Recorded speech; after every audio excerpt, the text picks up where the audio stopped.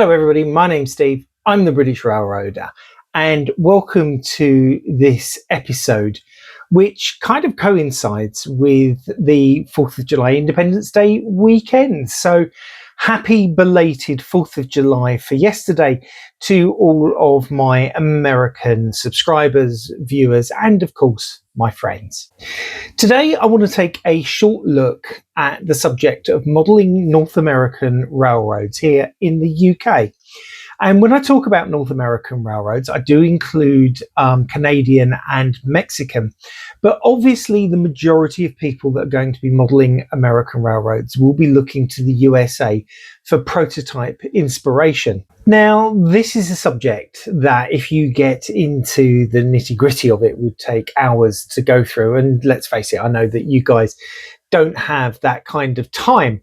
So I've decided to boil it down to 3 questions that I kind of came up with in my head. And I've asked some friends who all model American railroads for their take on the answers. So the questions are, number 1, how did you get into American railroad modelling? Number 2, what is the biggest challenge that you've found when modelling American railroads here in the UK? Number 3, what advice would you give a railway modeller who wants to start modelling American railroads? So the friends that I contacted are Gordy Robinson, who is the president of the NMRA, the National Model Railway Association, but a little bit more about that later. Number 2 is Jim Barrett.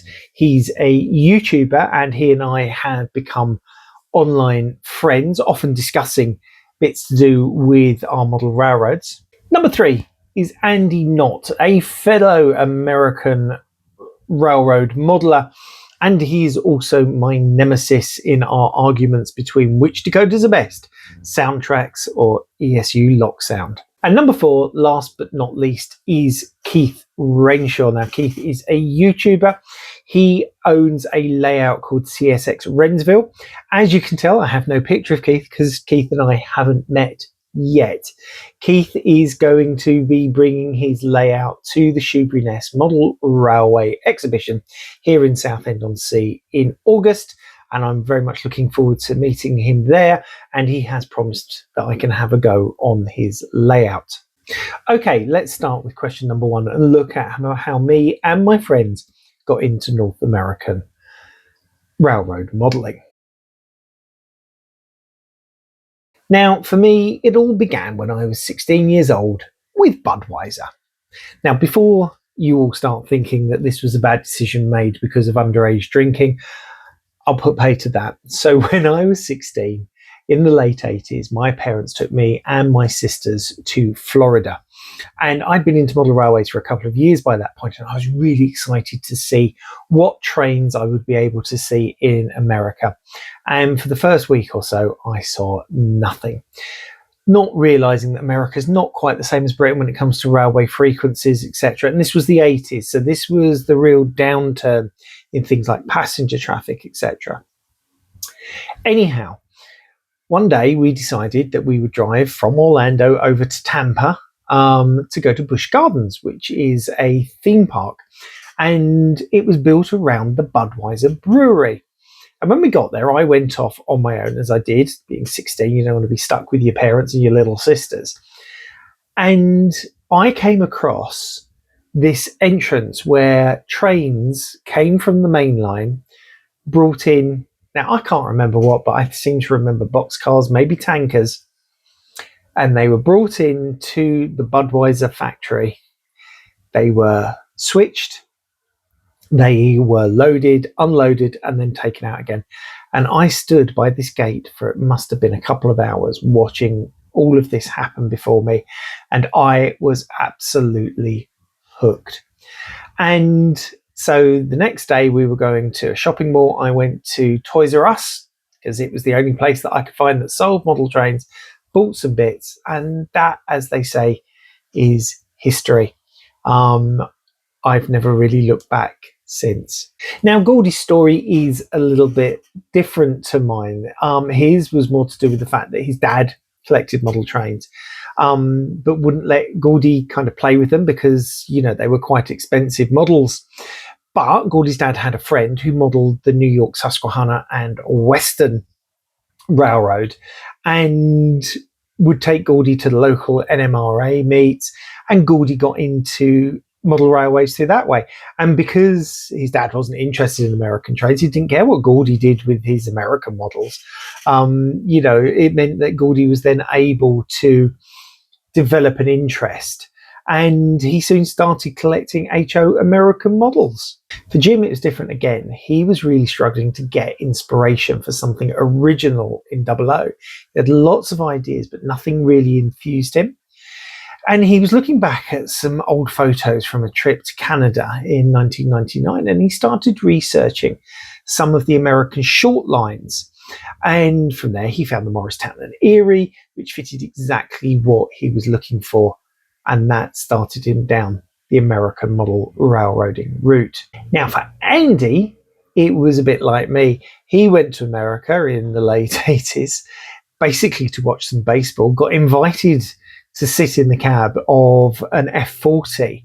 And that was it. It was love at first sight. And again, for him, the rest was just history. And finally, Keith.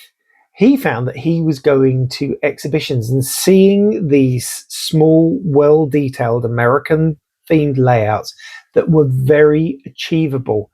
And he also noticed that the locos that were being used were of a much higher quality than the equivalent here in the UK. And I found this as well. It's things like 5-pole motors, all-wheel drive, all-wheel pickup. These are things that, British model railways didn't have until relatively recently. He also found that the American stuff was quite cheap, and it did used to be very, very cheap, even when you bought it new. But there was also quite a big second-hand market, and what you found second-hand tended to be quite good quality. People tended to sort of buy stuff and then perhaps not use it and then sell it on. So we all had ever so slightly different experiences. Moving on to question 2 about the challenges that we face, I'm going to kind of answer for all of us, apart from Gordy, because Gordy did come up with something slightly different. But myself, Keith, Jim, and Andy all said that it is sometimes quite difficult to get some of those smaller detailing parts. Locos are relatively easy. You can pick them up on eBay. Some shops sell them brand new. Same with rolling stock. If you're not too fussy, you can get quite good stuff out there. But some of those smaller parts are quite difficult to get hold of. And the problem is if you order them direct from America, you then have to pay quite large postal charges for something very, very small. I mean, I can remember seeing something, it was like $4, but the postal charge was going to be £20. And that was just a little bit too much. Now, one of the ways around this is trawling through eBay. Sometimes you get lots of detailing parts that people have bought and they're just selling off cheap. Over here in the UK, sometimes I find myself in a bidding war with Jim because we do like to stock up on those. But we also find that you build networks. So Jim and I have traded parts. The reason I became friends with Andy is because when I put a call out looking for a specific horn for my New York and Atlantic GP38, Andy was the person who got in touch with me and says, I think I've got exactly what you want. Gordy sent me parts. Keith has sent me parts. It's always that kind of thing. And I always say to people, if you're looking for a specific detail part, give us a shout, because you never know what I've got in my spares box. And that, I think, goes for most of the modelers. Now, Gordy, on the other hand, said that one of the challenges is not making what could be quite obvious mistakes, because we're not there.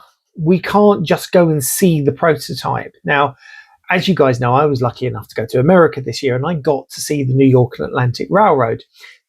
That could potentially be a once-in-a-lifetime thing. I mean, I don't know if and when I'm going to go back to the States. So I rely, and we all rely, on things like YouTube, on Google, on whatever books we can get hold of, on magazines, things like Trains Magazine, Model Railroader, Railroad Model Craftsman. A lot of these are all available here in the UK. But sometimes we can only get our information from that.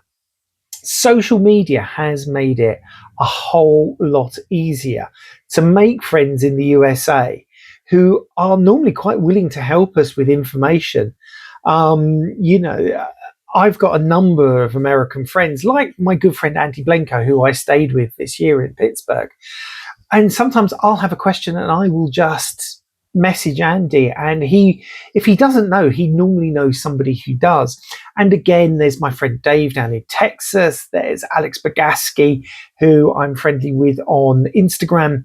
You know, these are all people that I've made connections with. So social media can be quite a good thing. What advice would we give you guys if you turned around and said, do you know what? I think I want to model North American railroads. So Gordy has said, and I do apologize if my eyes go downwards because I'm trying to read this out. Do your research both on the prototype and the differences in modeling. And there are differences in the way the guys do things in America, which I'm going to touch upon on later videos. Start small, try to stick to an era, a locale, and a prototype, and obviously join the NMRA. And if you're totally new to railway modelling and North American model railroading, read a railroad dictionary. Now, CSX have a great one on their website, and I will put a link provided to me by Gordy in the description. Jim's advice is don't assume that everything is mile-long block trains. Now, if you've watched my videos from America, a lot of stuff is that kind of like, these trains go on and on and on forever. 2 locos, a single wagon is not unheard of on some of these short lines, and rail-served industries offer a wealth of opportunity for small-sized layouts that we can accommodate here in the UK. Andy echoes what I said earlier, make friends with someone in the USA who can find stuff for you. My friend Andy Blenko quite often says to me, if there's little detail parts that you need, let me know, get them, sent to me, and we can arrange either shipping through him, which is going to be a whole lot cheaper, or he comes over here, or his daughter visits him, who, because she lives in the UK, and we have a way of getting stuff backwards and forwards, and that's really helpful. I know my friend Dave in Texas has been very kindly helping one of my YouTube followers who was after something specific, and after, Dave was quite happy to help him with that. So, don't be afraid to ask for help. And also, Andy said, do your research on Google and ask people if you don't know. And that goes for not just American friends, but come and contact people like me or Keith or Gordy, or, we've all got social media presences. So find us, ask the questions if you have them. Keith's advice, quite interestingly, is ask yourself what you want from your model railway. Because if you want a tail chasing layout, you're probably best to stick with British. And the reason is that British trains these days, certainly in modern image, tend to just go from A to B and don't necessarily stop in between. And obviously with British trains, you've got a lot more passenger operations and a lot less freight. However, if you like operating trains and being involved with them, go for a small US style switching layout. It's not something you'll see in the British prototype these days, but it is something that is very common in America, that last mile railroading that short lines quite often do, but also some of the big class ones do it as well. 1 loco, a few items of stock is all you need. And it's very, very achievable. Now, all of us recommend things like YouTube for ideas for your layouts, tips and tricks, as well as a plethora of prototype videos. I would also suggest joining some Facebook groups. There are loads of them out there, and there is one, which you can see here, which is specifically for modelers of US railroads in the UK, and I will link them in the description as well. So you can go to Facebook, click join, and once they've approved you, you've got this nice little group of people that you can talk to. I would also consider joining an association like the NMRA. And again, I will put a link in the description to the British branch. Now, when you talk to the guys at the NMRA, and I've chatted to Goldie lots and loads of other people, they will always tell you that their remit covers all model railways, and it's absolutely true.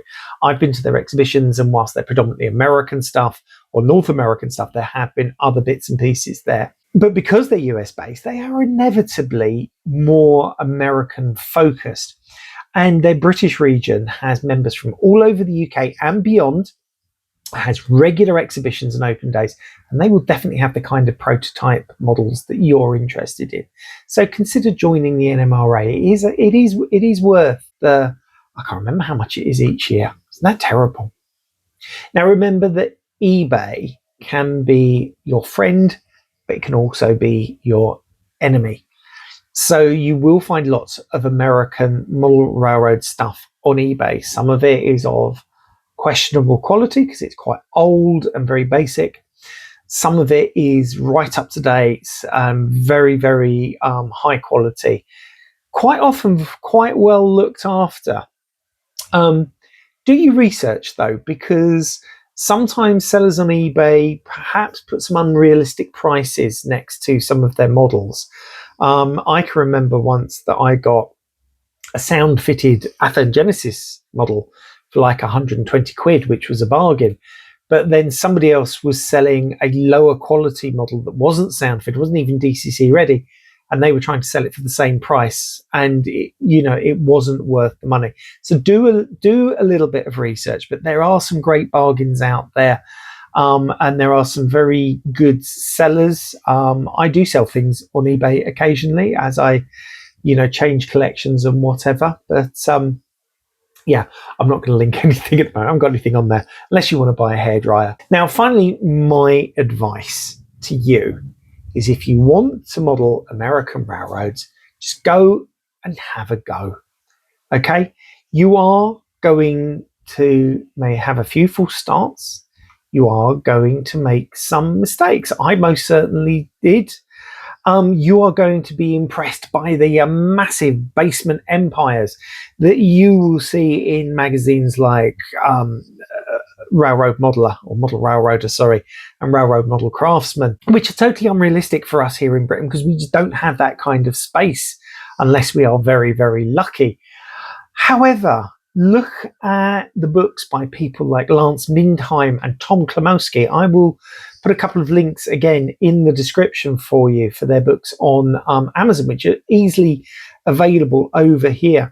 And they show you that you don't need a huge amount of space to successfully model an American railroad and get a lot of enjoyment out of it. I mean, Lance does, he's a great proponent of the 2 turnout layout, which literally there are 2 turnouts on it. It's something that us Brits just can't really comprehend. It's taken me well over 30 years from my first American railroad experience to get where I am today. I've tried modelling the Santa Fe in N scale, the metro area of Chicago, and the Rock Island Railroad in HO. I've toyed with the Oklahoman Short Line Farm Rail, and I finally found what could be considered to be my US railroad soulmate, the New York and Atlantic. It fits it ticks all of the boxes that I want, and it's something that, obviously Brooklyn Park behind me, it's all based around. Now, don't get me wrong, I do flirt with other bits and pieces every now and again when I'm talking to my friends from the Model Rail Replacement podcast.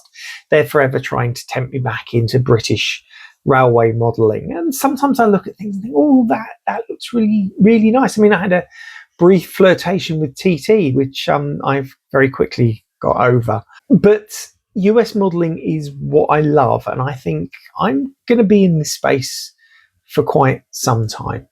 I'd like to give a really big thank you to all of the guys, to Gordy, to Andy, to Jim, and to Keith for the help in making this video.